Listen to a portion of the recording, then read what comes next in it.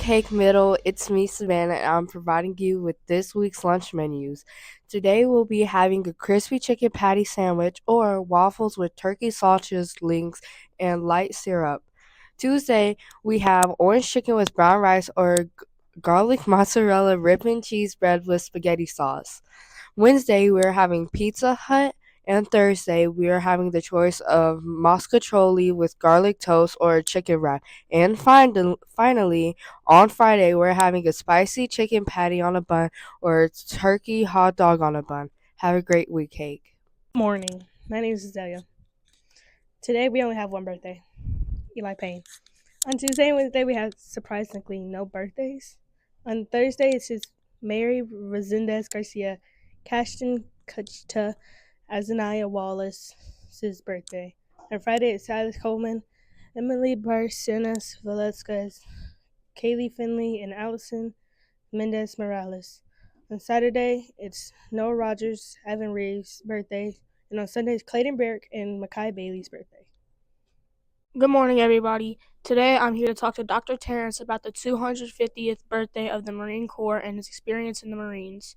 So, Dr. Terrence, we heard that this week was the 250th birthday of the Marine Corps. Could you please tell us some things about it and why is it important? So November 10th, 1775 is when the Marine Corps got started. It started in Pennsylvania, actually in a tavern called Tun Tavern. The interesting part about it is that the Marine Corps is actually older than the nation. So 1775, the American Revolution was just getting started, and they were collecting people that were interested in rising up against the British to help fight and separate from that country and become our own nation.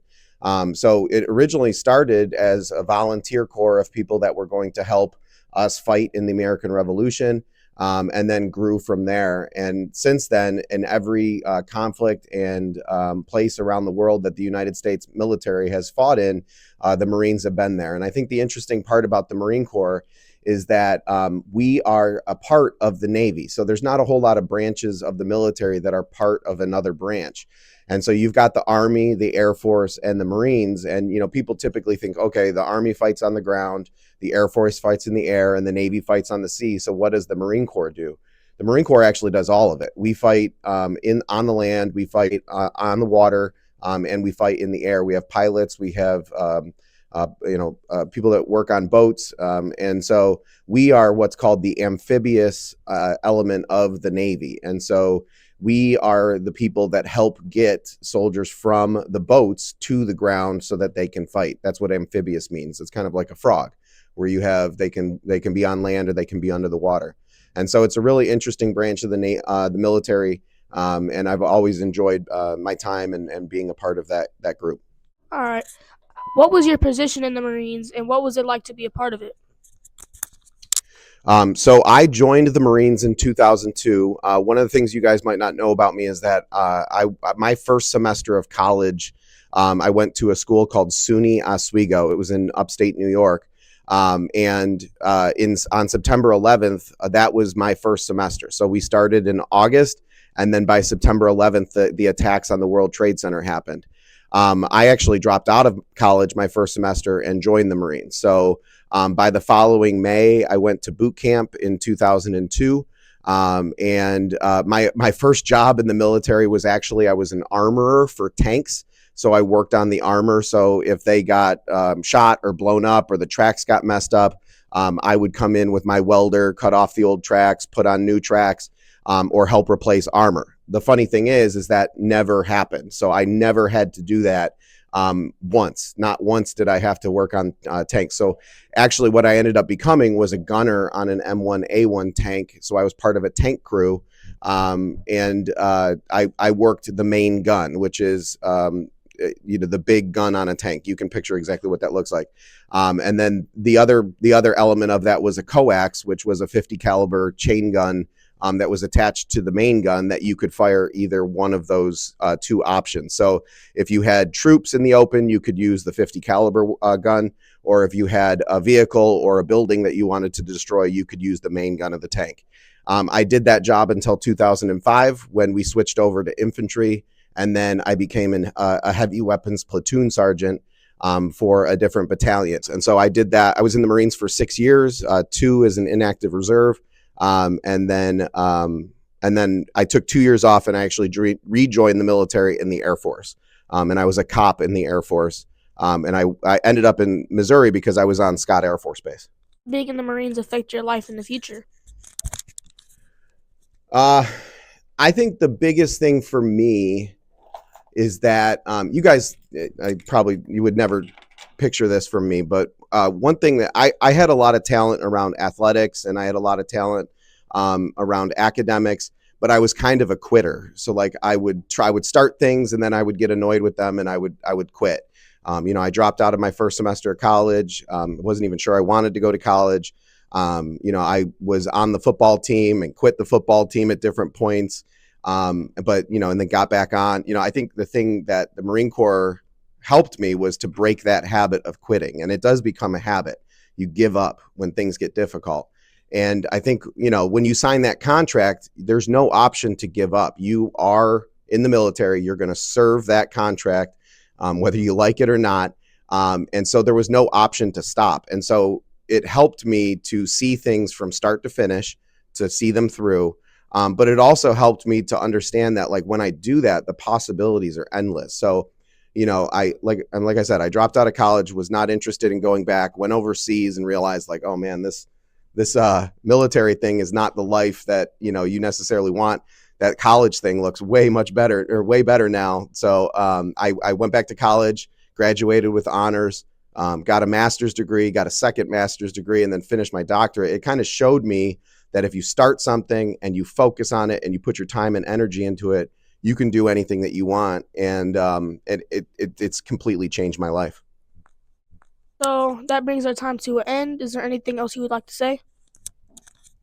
In our district, we focus on the 3 E's: employment, enlistment, and enrollment. And as somebody who has done all 3, I think that the idea around, if you don't know what you're going to do when you get out of school, if you don't know what job you want to do, your long-term career field, if you don't know if you want to go to college or go into a post-secondary school, I would strongly encourage people to look in the military. Not because, it's an opportunity to kind of do something different, but simply because it takes you out of your environment. It pulls you to the side and you go to boot camp and you go to job training and you go into these career fields, and it gets you out of St. Louis. And I think that might be something that is a really good option for a lot of people that don't know what they want to do right now. You will come out a different person than when you went in, and you'll come out a better person than when you came in. And that can change your whole life trajectory. So it is a really good option if you haven't considered it for your future, something to think about. It's only 4 years. You know what I mean? And if you want to do it for longer, you can. All right. Well, it was nice to have you today. And that brings our interview to an end. What's up, y'all? It's me, Erlen, again. And today we're going to be interviewing 7th grade choir. Let's go.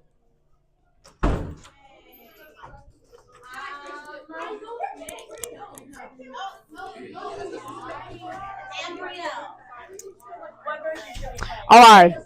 We're going to be interviewing one of our sopranos. So, hello. Hi, What's your name? Shania. What section are you? Soprano. What's it like being a soprano? It's really fun because I get to sing high notes and it's more in my voice range, so it makes it more easier for me to sing higher and better. What's the hardest thing about being a soprano? Hardest thing in our music, we have a lot of high notes, so especially when we have to sing louder, it tends to get louder in the classroom because all the sopranos are singing these really high notes. And what's the easiest thing? I feel like the easiest thing is reading the music. I feel like after we get it down, after a few times that we go over it, it gets really easy. Thank you. Okay, now we're gonna go with the altos. Hello, what's your name? I'm Sophia. What section is you? Section 2. So what's the hardest thing about being section 2? We cannot match up with our notes. It's constantly either we're doing part 1. At one point, we did part 3 on accident. Yeah, What's the easiest thing? just being here. It's war. It's war. All right. Now we're gonna go with one of our members. Um, from part 3, aka the best part. Hello, sir. What's your name? David. What part is you? Huh? What part are you? Part 3. What's the easiest thing about being part 3? I can sing in my normal voice, not going much higher than the other people. Thank you for your time. So yeah, that was all for today, guys. Thank you.